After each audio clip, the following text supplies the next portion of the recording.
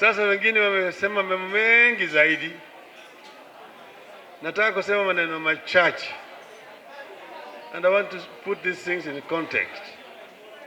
Professor Munene gave a very, very incisive story. But I want to just look at where we are coming from as a people. If you take the European continent, Europe, it was peopled by about 4 different groups of people. There are the Anglo-Saxons, then there are the Latin group, then there are the Slavic group, and the Finnish-Hungarian group. The continent of Africa was peopled by the Negroid race. The Negroid race is divided into groups of the Bantus, the Nilotes, the Cushites, the Hamites, the Hottentots, and the Pygmenoid. Now, there were, just like there was people's movement in the continent of Europe, there were also movements of the people in the continent of Africa. So if you take, for example, how Kenya was peopled, you have the Bantu group, whose cradle land is somewhere in Cameroon, DRC Congo, on that side. Then the Bantus migrated eastwards and southwards. So here in Kenya, we've got 2 groups of Bantus, the Western Bantus and the Southern Bantus. The Western Bantus came from Cameroon through DRC, Uganda, to Mount Elgon, where they dispersed. At Mount Elgon became the dispersing point. Some went backwards. The Bagandas, the Banyoros, the Batoros, Basogas, and so on. Others went eastwards, towards Mount Kenya, the Kikuyu, the Meru, and the Embu. The others remained along the shores of the lake, the Lohia group, split into the Kisii. The southern group went all the way through Zambia to South Africa, then started up the northern trek through Malawi, Tanganyika, into Kenya. These ones you found down at the coast, the Mijikenda. Then you have got the Taveta, the Taita, and the Kamba. So they came and met around Mount Kenya. The second group are the Nilotic group. That came from, history says, you know, the Egypt, through the Sudan. Then they divided, some came through Ethiopia into northern Kenya. That group is through the Maasai and the Kalenjin. In Ethiopia, they came in contact with the Cushitic people, who had been in contact with the Middle East, the Arabs and the Jews. They acquired the cultures there when they are in Ethiopia. They're the ones who acquired the culture of circumcision and brought it and introduced it among the Bantu people of Kenya. The Kikuyu, the Kamba, the Meru, the Embu, and the Lohia. Because circumcision is not a Bantu culture. The Bantus in Uganda don't circumcise. Bagandas, Banyoros, Batoros, Bankolis don't circumcise. The Bantus don't circumcise in Congo, in DRC. Even in Tanzania, only those who came in contact with Islam are circumcised. Then the other group of the Nilotes came down. Some remained in Uganda. Some came through, following the Nile, into Lake Victoria and settled along the lake. This is the Luo group who are here and in northern Tanzania. That is a group of the Nilotes. That's how Kenya was populated. Now, Europeans met in Berlin without representation from anybody from Africa and partitioned Africa according to their tastes. So they drew this geographical space that's known as Kenya. And so the people found themselves here, not through the invitation of anybody.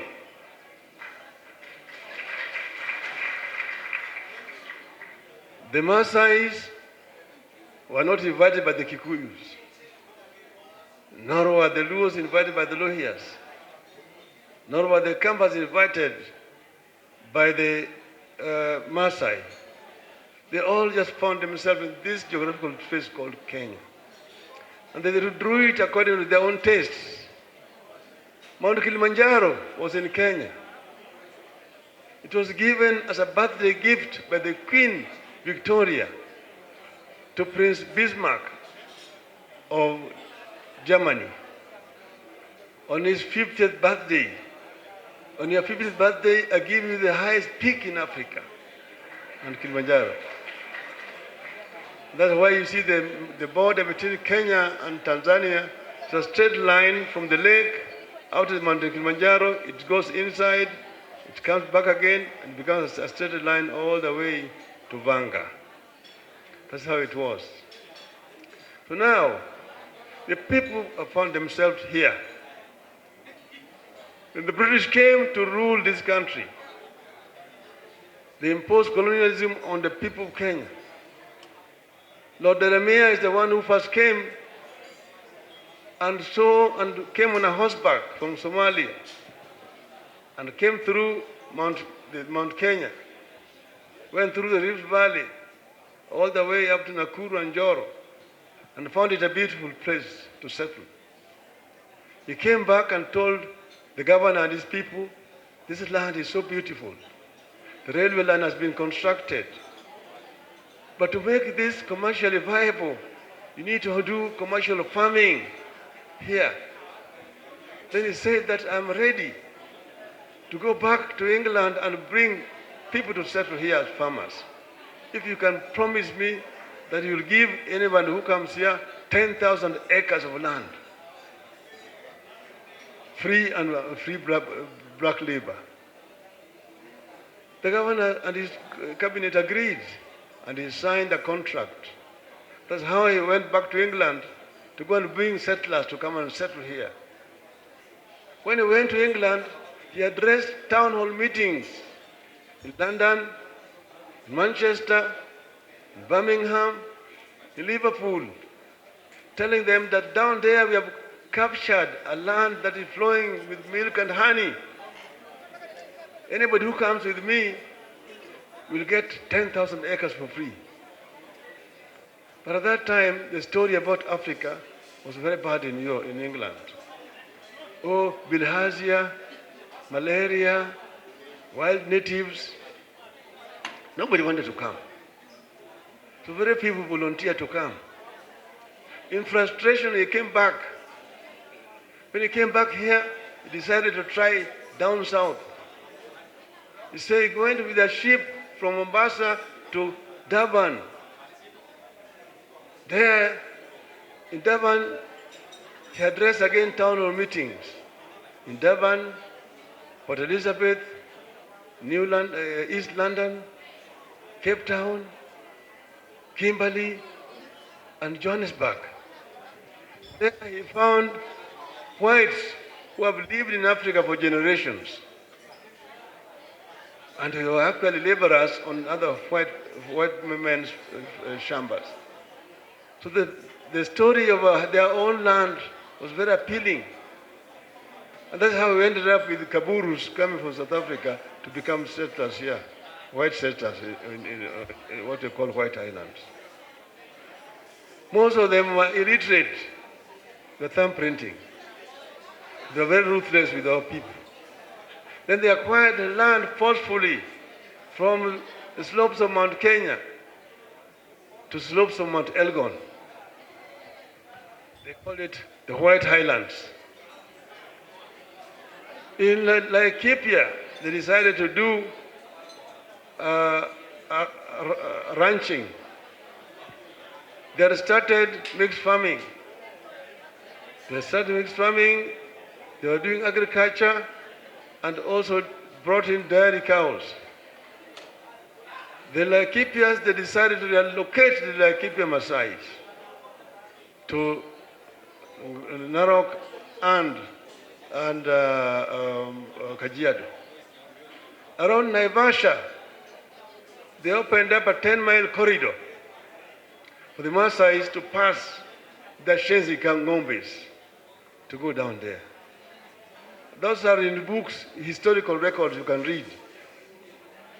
So the Maasai were pushed from Laikipia down this side, from the slopes of Mount Kenya. That's why you find still the Laikipia clan remnants. The whole of that place, Kinangop, the whole of Nyandarua today was all Maasai land. You go down the other side, Baringo, Maasai land. You go to Eldoret, it's called Wasingishu. Wasingishu clan is now in Narok, in Transmara. They were moved from Eldoret there to Transmara. Somebody is calling people there Madoadoa.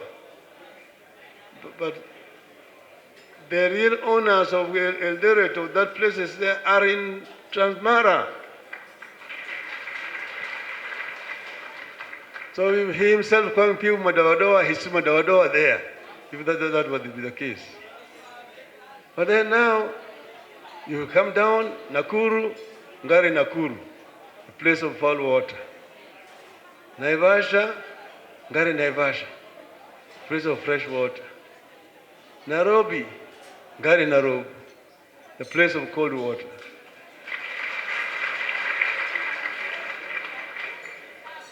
And you go down all those other places. Those were the days of migration. People were moving here and there. But then the colonialists, to their credit, brought in a modern economy. And urbanization started at that time. People now started moving into urban areas.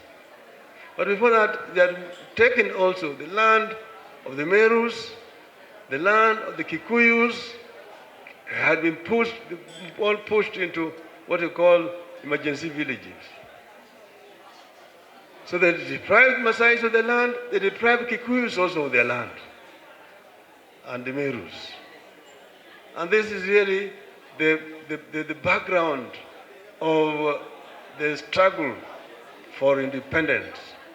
Well, that's why the people went to the bush to go and fight to liberate themselves. Now, that what was White Island was taken in terms of settlement by a few people. And those whose land had been taken away found themselves landless, hence the resettlement.